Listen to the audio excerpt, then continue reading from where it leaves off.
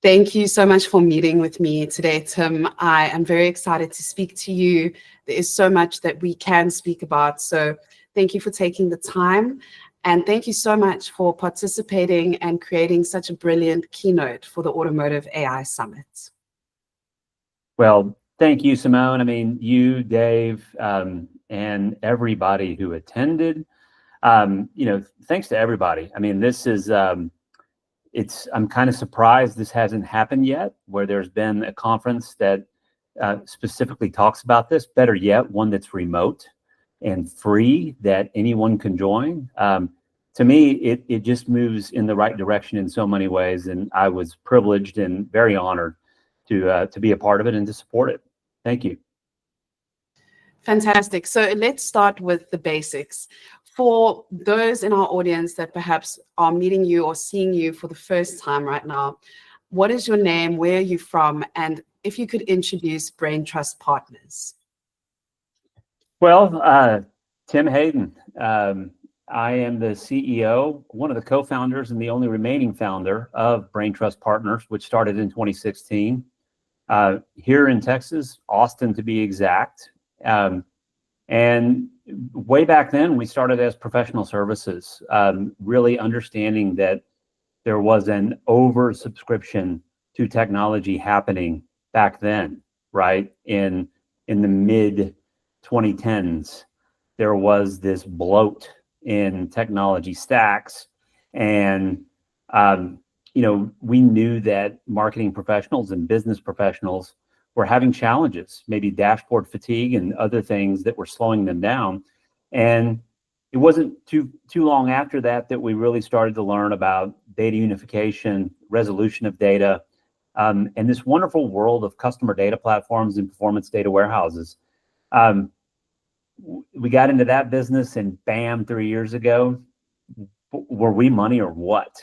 Because AI showed up, and what does AI need for fuel? It needs data.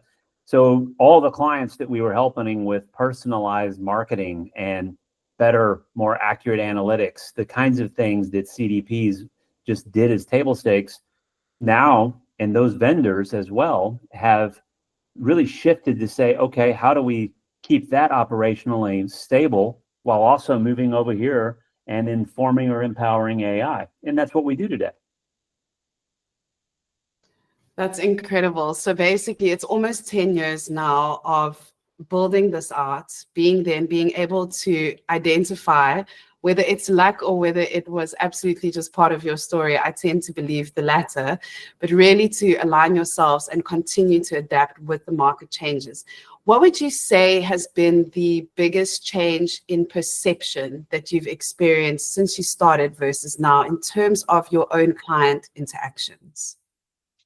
That's a great question. I mean, and it's one that I think we find a different answer to monthly right now, maybe more frequently than that, but let's just go with monthly. And, I would say that a year ago and before, there was a tremendous amount of education required to help people understand what it is we do, how we execute, how we deploy or deliver what we do, I think is a better way of looking at it, because it's labor intensive, right? There's data engineering, and there's decisions to make in terms of priority, in terms of what systems you want to integrate first.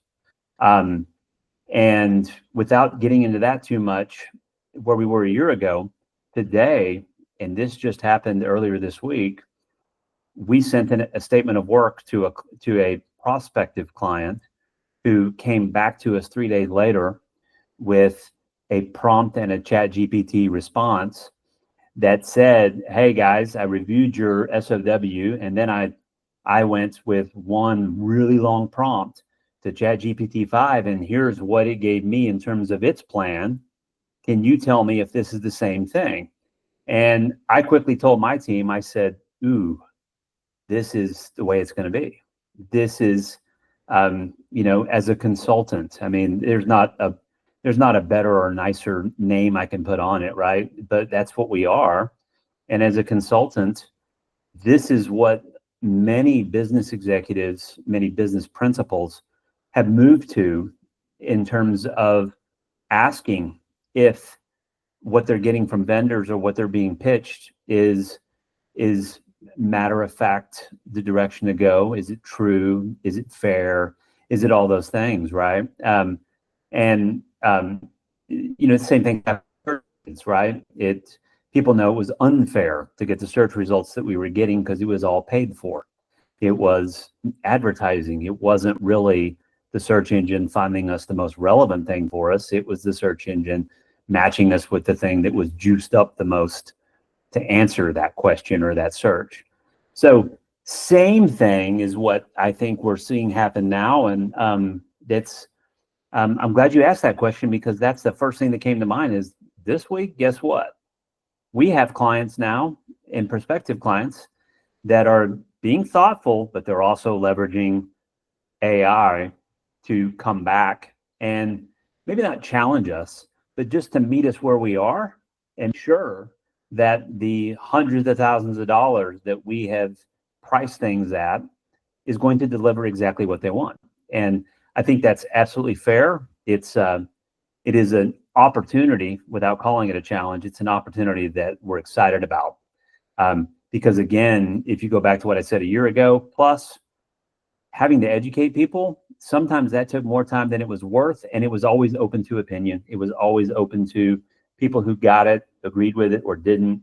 And I think now we're backed now by models trained on the same kind of research that we have. So it's a different way of going to market, really. It's a different way of negotiating a statement of work, for sure. That's very interesting. Thank you so much for sharing that. I have many questions that I'm going to get to as we go, but I think just for somebody who's listening perhaps for the first time, how would you explain, and I know it is, like you say, it can be complicated, so I don't want to go too deep into the educational side, but how would you explain what it is that you do to somebody who is just joined the room right now and they're interested to know why you participated in the Automotive AI Summit, what that link is?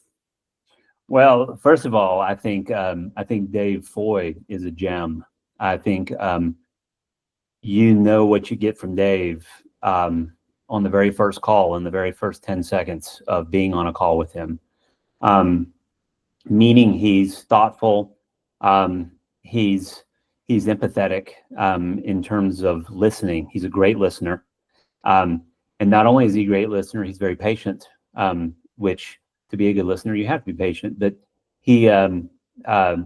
I've always wanted to do some kind of business partnership collaboration with Dave. He came to me with this Automotive AI Summit, and he started telling me who was involved, and that only let me know that not only was he serious and this was going to be a quality project, but I know from what's in the marketplace that there was a gap that he was going to fill, and the people he was bringing to the table were not the same folks that you see all the time. They're not back to paid search, not the same people that sponsor everything, that have the biggest booths at the biggest conferences all the time. They were the people who I think are approaching almost in an experimental fashion and improving the value of artificial intelligence. And they're not just doing it in the sense of automation or machine intelligence. They're doing it with business outcomes that are intentional, right? They're zeroed in or focused on business outcomes, and better yet, happy to double down when they're surprised by something positive happening, maybe unearned, right? The kind of thing you weren't aiming for, but it makes profits or happy customers or happy employees. Something happens, right? So I just kind of saw that in terms of what he was putting together. I thought the event itself, being free, being on demand, as I said before, that's because that's how busy people are. Not everyone can afford to go to everything. Not everyone wants to pay for everything. And further, their calendars are busy. So this I would say as an education piece and as a first year inaugural production, the way he went about doing it sure looks smart to me. And it felt good I recorded my piece before I went traveling with my family, right? I just think it's exciting. I don't think it's going to be the only event like it, but I think he's established a beachhead, and I look forward to seeing it grow.